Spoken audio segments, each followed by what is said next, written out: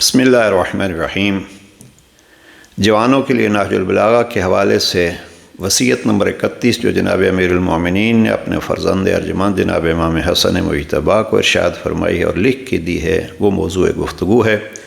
جہاں ہم پہنچے ہیں یہ جملہ ہے، جناب امام فرماتے ہیں احی قلبک بالموعظہ، دل کو سکون کیسے ملنا ہے اور دل کو اپنے رب سے کیسے جوڑنا ہے، اس کے حوالے سے امام نے یہاں ایک مختصر سے حصے میں بلکہ ہماری تقسیم کے مطابق اس پیراگراف میں 12 جملے ارشاد فرمائے ہیں۔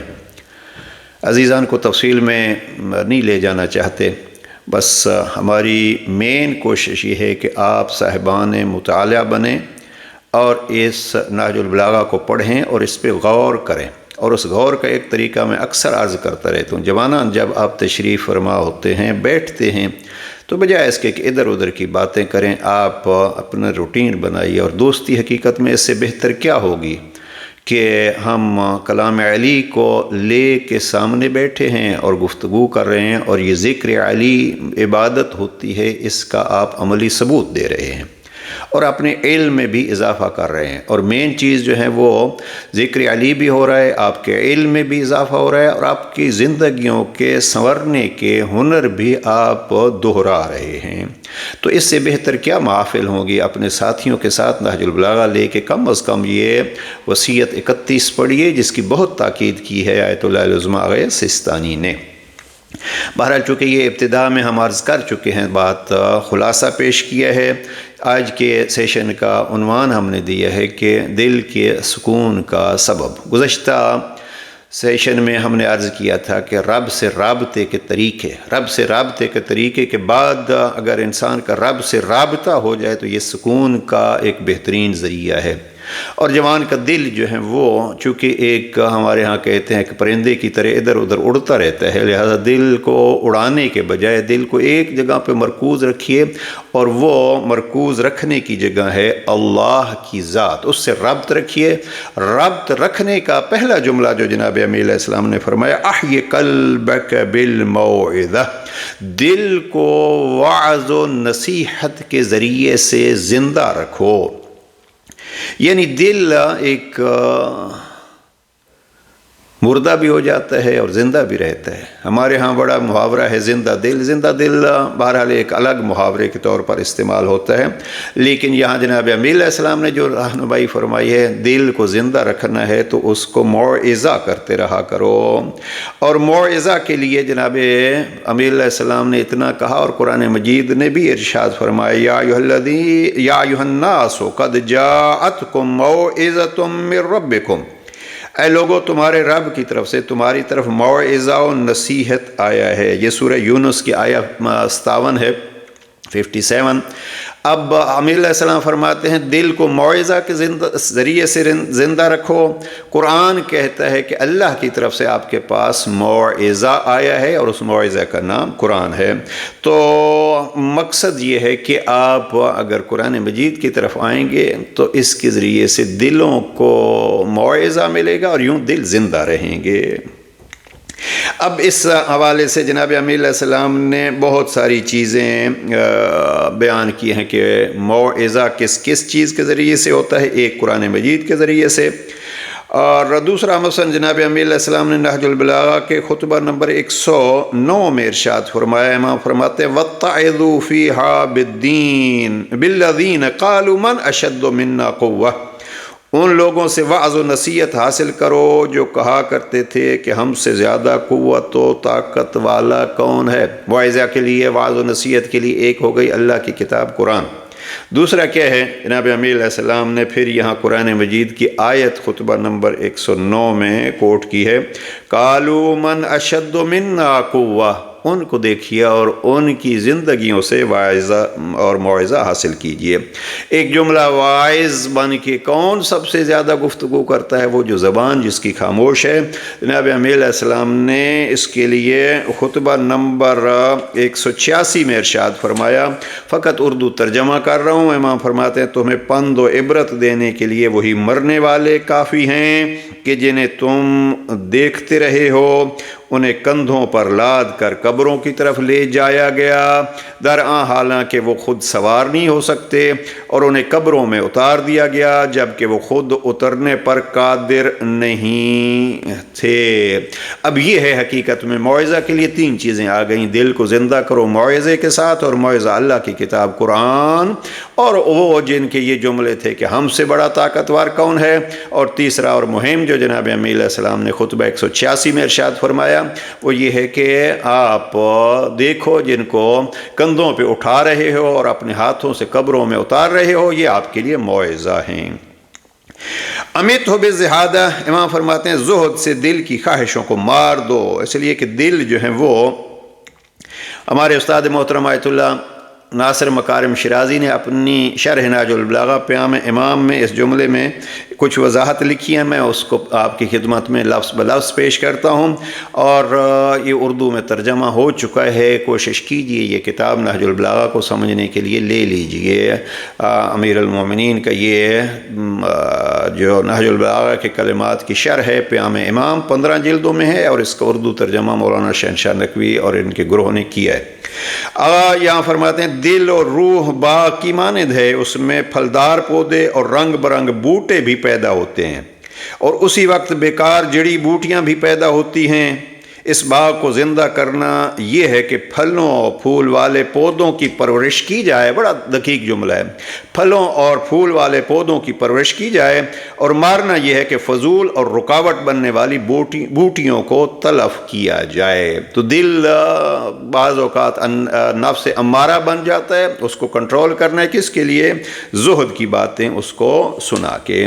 اگلا جملہ ہے جناب امیر علیہ السلام کا، فرماتے ہیں وَقَوِّهْ بِالْيَقِينِ، یقین سے اسے قوت و سہارا دو، یعنی اس کو رب کے ساتھ تعلق اور اپنے یہ جو حقائق ہیں کہ ہم کیا ہیں اور کیا ہونے لگے ہیں، یہ چیزیں جو یقینی ہیں ان کو بتلایا کرو دل کو تاکہ وہ بھی متوجہ رہے۔ وَنَوِّرْهُ بِالْحِکْمَةِ، اور حکمت بھری باتوں سے اس کو نورانی بناتے رہا کرو۔ اللہ کی کتاب کی باتیں، مصطفیٰ کے فرامین کی باتیں، اور جناب امیر علیہ السلام کے یہ کلمات قصار، اور یہ خود ایک ایک جملہ جو ہے وہ حکمت بھرا جملہ ہے۔ یہ بیٹھا کیجئے، اپنے دل کو تنہائی میں بیٹھ کے سنایا کیجئے، دوستوں کو سنایا کیجئے۔ یہ ایک ایک درس ہے وَنَوِّرْهُ بِالْحِکْمَةِ، کہ دل کو جو ہے وہ حکمت کے ذریعے سے نورانی کیا کرو۔ بالخصوص جو والدین ہیں وہ بھی اپنے بچوں کی طرف یہ توجہ فرمائیں، اور لقمان بن کے اپنے بچوں کو، اپنی اولاد کو یہ چیزیں پڑھائیں۔ وَلَقَدْ آتَيْنَا لُقْمَانَ الْحِکْمَةَ، اللہ نے قرآن مجید میں ارشاد فرمایا کہ ہم نے لقمان کو حکمت عطا کی، تو قرآن مجید حکمت کا بہت بڑا خزانہ ہے۔ پھر جناب امیر علیہ السلام فرماتے ہیں کہ ذلِّلْهُ بِذِکْرِ الْمَوْتِ، اگر یہ منمانیاں کرنے لگتا ہے تو اس کو موت یاد دلا کے رام کرو۔ اگلا جملہ ہے وَقَرِّرْهُ بِالْفَنَاءِ، اور بعض اوقات یہ دل آپ سے باہر جانا چاہتا ہے، اپنی مرضیاں کرنا چاہتا ہے، تو اس کو بتلا دو کہ آپ جتنے بھی قوی ہو، جتنے بھی آج خوش ہو، کل آپ کو فنا ہونا ہے۔ اس ذریعے سے دل سے دنیا کی محبت ختم ہوگی اور آخرت یاد رہے گی۔ البتہ دنیا سے محبت جوانوں کے لیے بالخصوص، دنیا سے محبت ختم ہونے کا مقصد یہ نہیں ہے کہ آپ دنیا سے بے تعلق ہو جاؤ، نہیں، دنیا میں جو رب نے بہتر سے بہتر چیز عطا فرمائی ہے اس کو حاصل کرو۔ اس لیے رب بھی فرماتے ہیں ربنا آتنا فی الدنیا حسنہ، یہ دعا مانگو ربا ہمیں دنیا میں اچھائی عطا فرما اور آخرت میں بھی ہمیں اچھائی عطا فرما۔ پہلے دنیا کی اچھائی، لیکن دنیا کی اچھائی یہ کہ دنیا میں اچھائی یہ ہے آخرت کے لیے تیاری ہو، اور جس نے دنیا کی یہ زندگی اور یہ نعمات دی ہیں وہ بھولے نہیں، وہ یاد رہے۔ وَبَصِّرْهُ فَجَائِعَ الدُّنْيَا، ہم جلدی سے گزر رہے ہیں، جناب امام فرماتے ہیں اس کو دنیا کی مصیبتیں، دنیا کے مصائب اور دنیا کے حادثات یاد دلاتے رہا کرو۔ وَحَذِّرْهُ صَوْلَةَ الدَّهْرِ وَفُحْشَ تَقَلُّبِ اللَّيَالِي وَالْأَيَّامِ، اور گردش روزگار سے اسے ڈراتے رہا کرو۔ یہ بھی تقریباً جناب امیر علیہ السلام نے ایک بات کو سمجھانے کے لیے مختلف الفاظ استعمال کیے ہیں، اور پھر امام فرماتے ہیں دن و رات کے تصرفات کی قباحتیں کہ یہ کیا کیا مشکلات پیدا کرتا ہے زمانہ، یہ اس کو یاد دلایا کیجئے۔ وَأَعْرِضْ عَلَيْهِ أَخْبَارَ الْمَاضِيِّينَ، میں اکثر یہ عرض کیا کرتا ہوں کہ دوسروں کے بایوگرافیز پڑھا کیجئے اور دیکھا کیجئے۔ آج کل کے حالات آپ کے سامنے ہیں، وہ ایک شخص شام میں جو کتنی مدت سے کتنے افراد پہ سارے کچھ اپنے حکومت باقی رکھنے کے لیے کر رہا تھا، لیکن یہ ہے کہ عارض علیہ اخبار الماضین، یہ چیزیں ہمیشہ نہیں رہتی، یہ اخبار گزشتگان گزرے ہوئے کے واقعات اس کے سامنے رکھا کرو۔ وَذَكِّرْهُ بِمَا أَصَابَ مَنْ كَانَ قَبْلَكَ مِنَ الْأَوَّلِينَ، اور تمہارے پہلے والے لوگوں پر جو بیتی ہے اسے دل کو یاد دلایا کرو۔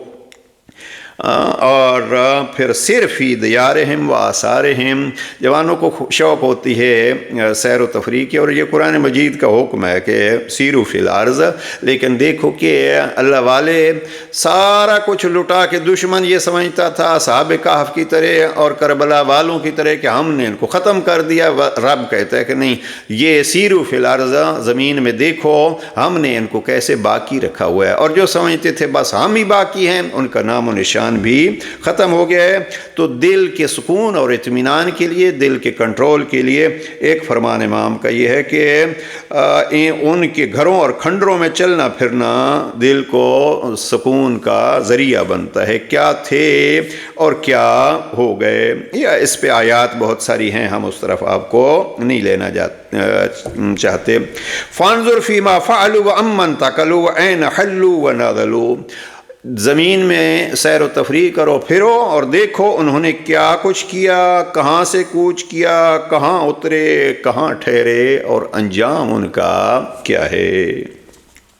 جناب امیر علیہ السلام نے بھی نہج البلاغہ میں اس پہ بہت سارے فرامین ارشاد فرمائے ہیں کہ آپ دیکھو دنیا والے کیا تھے اور کہاں سے یہ چلے تھے، اور جملہ فرماتے ہیں فَإِنَّكَ تَجِدُهُمْ قَدْ انْتَقَلُوا عَنِ الْأَحِبَّةِ وَحَلُّوا دِيَارَ الْغُرْبَةِ، آپ اگر ان کو دیکھو گے تو تمہیں صاف نظر آئے گا کہ وہ دوستوں سے میں موڑ کر چل دیے ہیں اور پردیس کے گھر میں جا کر اترے ہیں۔ پھر امام فرماتے ہیں کہ فَلْيَكُنْ أَحَبَّ الذَّخَائِرِ إِلَيْكَ ذَخِيرَةَ الْعَمَلِ الصَّالِحِ، یہ جناب امیر علیہ السلام نے جناب مالک اشتر کو فرمایا تھا خط 53 میں کہ آپ ان سے دیکھو وہ جو چیزیں چھوڑ گئے تھے وہ ان کے کام آئی ہیں یا نہیں، تو آپ ان چیزوں کو جمع کرو جو آپ کے کام آنے والی ہیں۔ اور ایک جملہ امام کا ہے وَكَأَنَّكَ عَنْ قَلِيلٍ قَدْ صِرْتَ كَأَحَدِهِمْ، دل کو مطمئن کرنا ہے اور دل کو رب کے ساتھ جوڑنا ہے، تو ایک بات یاد رکھو، اور وہ وقت دور نہیں کہ تمہارا شمار بھی ان میں ہونے لگے، جن کو ہم دیکھ رہے ہیں کبھی ہمارا شمار بھی ان میں ہونے لگے گا۔